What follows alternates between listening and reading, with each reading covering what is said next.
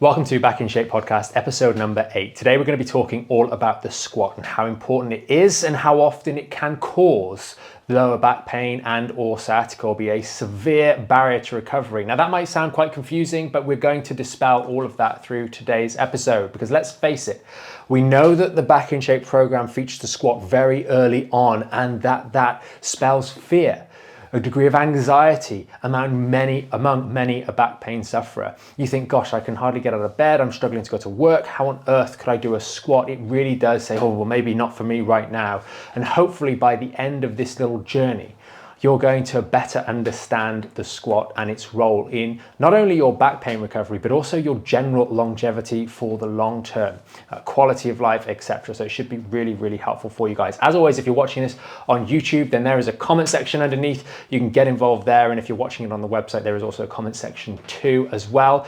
Not too much in the way of visual demonstrations today, so don't worry if you are listening only. So I wanted to start off by talking a little bit about just the squat and the way it develops, the way it's part of our life on a daily basis. And if we think right back to under 1 year old, we've all got family members, or at least seen some small child out and about doing this vital movement. It's one of the very first movements we do, is learning to get up onto our feet, and doing a squat is an essential part of that process.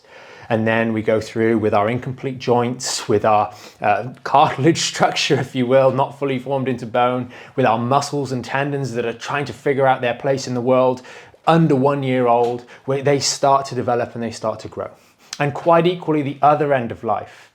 So the squat is one of the last movements that we are going to use. I know it's a little bit morbid, but maybe you're in bed, or you have a Zimmer frame, or you have a nurse to help you get out of bed. You're still squatting then, and you will squat everywhere in between from that whole aspect of your life. It is a vital movement, and we cannot escape that.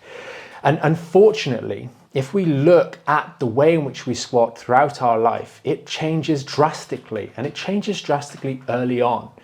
Think back to that younger child example, able to easily pop down and stand up, pop down and stand up, sitting almost on their ankles, completely collapsing the knee, ankle, hip joints, and playing with the toys on the floor. And the rate at which they pop up and down is something that makes many adults a bit queasy, thinking, gosh, if I did that, I'd either go lightheaded, my knees wouldn't work, my ankles would give out, my hip, my back. You just look and think, gosh, how on earth has that happened? And then we start going to school, we're sat on these chairs, we're less going back down to the floor. And by the time you leave school or university or are in the workplace, you've lost the ability to do that. And I would argue that probably anyone over the age of 20 would scarcely be able to perform that level of squat, and there is absolutely no reason you shouldn't do. And the important thing to understand is that when we move our joints through that full range of motion, like we're doing when we're a small child, we are developing the cartilage, we're developing the ligaments, the capsules of those joints, we're developing the tendons, a sense of balance, the way in which the muscles work together, different muscles taking over the movement and the stability of the joints, the limbs, the back at different times, and we're developing fully. And as we stop doing that, the phrase use it or lose it becomes so true. And that development that we've got, even though maybe when we're younger we don't have that much in the way of muscle mass, it's still growing, we're growing longer, taller, bigger. Our muscle mass necessarily isn't quite as visible as, say, for example, a bodybuilder. We are still building that muscle tissue. And as soon as we stop going through those ranges of motion, the joint surfaces, the articular cartilage, stops getting that same level of stimulation from that full range of motion on a daily basis. The muscles stop working in those ranges that they're not working in, because we're not going down into those deep squats. We're not closing our ankles, knees, hips, etc. We're all guilty of this. And as we go through life, we start to gravitate to higher and higher chairs. We're looking for stools instead of low loungers. We're looking for dining table chairs instead of sofas. And all of a sudden we just decide, it's easier for me to just stand up and perch on the kitchen counter than it is to actually sit down. We see people leaning on their knees and toppling themselves out to get out of a chair, not using their legs, but using a pendulum swing to move out of that chair, get up and move on. And then as we get later on in life, we start using chairs that do the lifting up and tilting out for us. And they will just tip us and push us out of the chair and off you go. And all the while we are insidiously allowing, because it is a semi-conscious decision, but we are allowing ourselves to slowly degrade our ability to move. And what happens here? The muscles, they get weaker. They're not working as well. And if the muscles are weaker, because they're used less, they become stiff, they become a little bit more rigid. And we start to move those joints less and less and less, and are able to move them less and less and less. And then all of a sudden joint pain starts to come in, discomfort, maybe some injuries, little accidents here and there, and we move less and less and less. And before you know it, that ability to get out of a chair simply is something that has been lost quite severely in terms of the ability to get out of a lower chair is really just not there anymore. And the challenge here is it's always easier to knock something down than it is to build something back up. And quite often, by the time we realize, gosh, I can't get out of any chairs, I can't even get out of the car, we've let ourselves go too far. So it's not just going to be an easy thing to just pop back up in a couple of months. It's going to take us time to really start to build back up that strength. And that is something that you must bear in mind, because that is going to feed into our lower back a little bit later on. Now, I started out this podcast by saying, squats causing back pain. And it's not that a good squat causes back pain, but many of you will know that your squat is causing your back pain because your squat is not good. The examples that I've mentioned about leaning onto the knees to get out of the chair, we're not using our muscles properly. Or the other example of, as you go to lower yourself into a chair, you kind of bend the knees a bit, bend the hips a little bit, and then you deploy the parachute as you fall into the chair and hit the ground or hit the seat. Something that's not very good to do repeatedly, and certainly not if we've got a lower back pain. Now, before we get on to a little bit more about the squats themselves, specifically with relation to the back pain, just know this, that there's some research around falls, and it's fairly obvious. We all know, we've seen a small child fall over and they get back up 100 times, many times, while they're learning to walk. But the cost of a fall to us as we get older becomes dramatically increased. We all know family members that have fallen over, they're a little bit older, they've injured their hip, and they're never the same again. Why is that? Because you fall over, you're hurt, you're injured, so you can't do activity. Then they can't do activity for an extended period of time. Maybe there's some operations or some casts or whatever involved, there's been broken bones, and then they lose the ability to do things. So you fall further and further into these holes, and you just see the change. Everyone will be able to relate to some either family member or friend who is a little bit older, who's had that fall and never been the same again. And one big thing when it comes to falls is the steadiness on the feet. Now, sure, there are other things, there's accidents, there's slips, etc. But if you lose your muscle mass, your competence in your legs, and the muscle mass and strength there is going to be inextricably linked to the competence of your legs, you are increasing the likelihood of falls. And as we get older, this is not something we can afford to let happen, yet it does. As I've played out already in this podcast, it's something that all too easily starts to occur and starts to creep up on us without us really knowing what on earth is going on. So that's the main bit out of the way. Now let's look at sort of the squatting process itself, because the squat is something that is so closely linked to lower back pain. And I would say, as a rough finger in the air estimation, that both patients clinically and members when they join Back in Shape more recently, probably 95 to 99% of those people cannot squat correctly to any sort of parallel depth or close to it. When they're learning to do their squats, it's fantastic to see. And we've been doing squat week in our membership and seeing some of the members really pushing their squats, really working on great form. That's fantastic. But doing a deep squat through the full range of motion is something that many have lost before they injured their lower back. And what's more is that inability to squat when you then have back pain starts to create real barriers. The real barriers are when we want to squat or get in and out of chairs, etc. When we have lower back pain, we want to try and keep our torso more upright.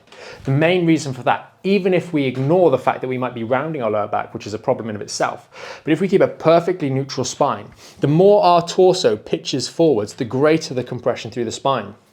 So one of the early things you might do with your squats is you might try and keep yourself more upright, but you can't do a low squat keeping yourself upright if you don't have good hip flexibility, knee and ankle flexibility.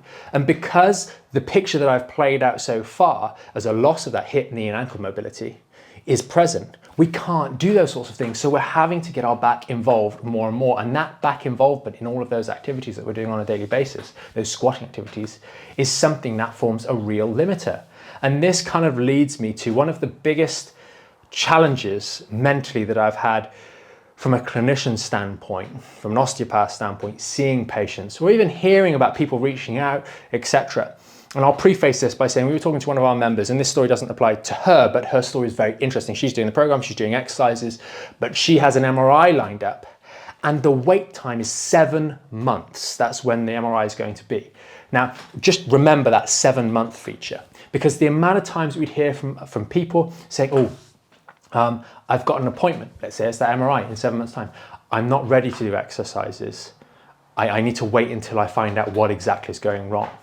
Well, does that sound like a good idea? Knowing that we've lost muscular support, knowing that we've lost muscular strength, knowing that probably not squatting correctly, knowing that you probably don't know how to squat correctly, knowing that you're probably still going to go through life every single day, getting up off the toilet seat, getting out of bed, getting in and out of chairs, getting out of the car, sitting down after work, sitting at work, getting out of your desk. The list goes on. It's so frustrating because you know in your mind, and you can't, these sorts of conversations you can't have with the person and say, look, you're being really stupid here. There's just no scenario where this is a good idea to wait 7 months and do quote unquote nothing, because you're not doing nothing. You are doing all those things I mentioned with bad form. I challenge anyone watching this video who maybe thinks a little bit otherwise. Let us know in the comments a scenario where an appointment has been geared up for 7 months' time and you think it's appropriate not to learn how to squat correctly. The range is one thing. You might even just be bending the knees, but not moving forwards with some amount of strengthening work and stability work is just not a sensible option, because short of being put on a hospital bed and said you're not doing anything until we've done this procedure, that scenario happens when you've got an emergency appointment, but 7 months away is not an emergency, and therefore it's understood or implicit that by the fact that you've got the appointment 7 months away, you're okay to carry on with daily life, but knowing that you're doing all these things wrong on a daily basis and willing to continue to do those things and allow muscular strength and stability to steadily decline more over those 7 months creates a real challenge. And we see it with people that have had lower back pain for a long period of time. The longer it's gone on, the more bad habits have set in, the more it's second nature to get out of that chair badly, to squat badly. The more we've lost muscle mass, the harder it is to rebuild it, because we get to a point where we've lost so much muscle mass that we are not able to get out of a chair effectively. And I would argue, I've mentioned this, for those of you that are watching on the website, you'll see a little bit further down in sort of the full article, that you are disabled, you are less able as an individual. And we took some reference from the UK Disability, I think it was, and Equality Act, around about 2010 it was, and it said something along the lines of, and I'm paraphrasing from memory here, so just forgive me if I get it slightly wrong, that the inability to perform daily activities having a severe effect on your quality of life. And what's more severe than not being able to get out of a chair on your own? You're hardly able if you can't get up off the floor without aid. So you are, by not doing exercises and allowing yourself to get weaker and weaker, you are moving yourself into that category. You're becoming less and less able. And that has serious consequences, because once we've lost the muscular stability to do these things, we find that actually starting to learn again, there's nicks, there's tweaks, there's irritations of the knees, there's irritations of the ankles, the back feels a little bit funny because we're doing them so badly that in the process that is necessary of learning, there are going to be flare-ups along the way as you start to learn to try and do that thing correctly. Just like, for example, a small child learning to walk for the very first time. They fall over tons of times. They fall over, they hurt their wrist a little bit, but they're so soft and squishy that they're not going to be injured in any meaningful way, but they fail a number of times until they succeed. But when we're older, the failing to succeed requires even more support, because sometimes not doing the squat right or not doing the movement right actually creates a little bit of irritation, and you need to know that not doing it is not an answer, because you will never learn to do it. And with something like a squat, hopefully by this point in the video and in the podcast, you're really understanding that this movement is a part of your daily life whether you want to do it or not. And it will never not be a part of your daily life if you want to be a person and not a tree. A tree can sit in one place and stay there, but if you want to move around and do stuff, then you are going to need to master this activity. So I know this podcast is kind of finished on a little bit of a rant, and hopefully you're someone watching this and you're already doing these. You're already working on getting this movement better. But it is so vital, because that movement is part of everything you do on a daily basis. It's often a movement that is the real source of challenge for those trying to get better, trying to get their back in shape, trying to recover from back pain or sciatica. It has influences on the knee health, on your hip health, on your ankle health, on your cardiovascular health. Doing a large amount of squats is a cardiovascular exercise. It's going to improve your cardiovascular system. And we did a whole podcast episode a little while ago on blood pressure improvements as a result of doing these sorts of exercises through Back in Shape. It has so many wide-reaching activities, and it's got a low barrier to entry. Every single person watching this video can do the squat. They can do it in some capacity. It's free. It's easy, and you don't even need any equipment to start. And I would suggest that those of you with more severe cases probably won't be able to use any equipment to begin with. You just need to work on getting out of a high chair effectively. As always, we do these podcasts to really help you guys. If it has been helpful, or you've learned something, or maybe you've been challenged in some way and you're like, hey, I don't know about that, Mike, then post in the comments below, let us know what your thoughts are. And if you know someone else that's really struggling, that's maybe been putting off doing things, they're waiting endless, they're going pillar to post, seeing this practitioner, that one, and they're doing nothing in the process or in the time frame. They're just going here, that opinion, then that opinion, then that opinion, then that scan, then that one, and they're not actually doing anything in the interim, and months or even years have gone by. Then maybe send them this video, and hopefully they will get a fresh perspective on what they could be doing whilst going through all of those additional investigations and those additional helps and points of contact. As again, if you do find these helpful, consider subscribing to the YouTube channel if you're watching on YouTube, or the podcast, whichever one you are watching us on, and give us a thumbs up if you did find it interesting. Until next time, have a great day.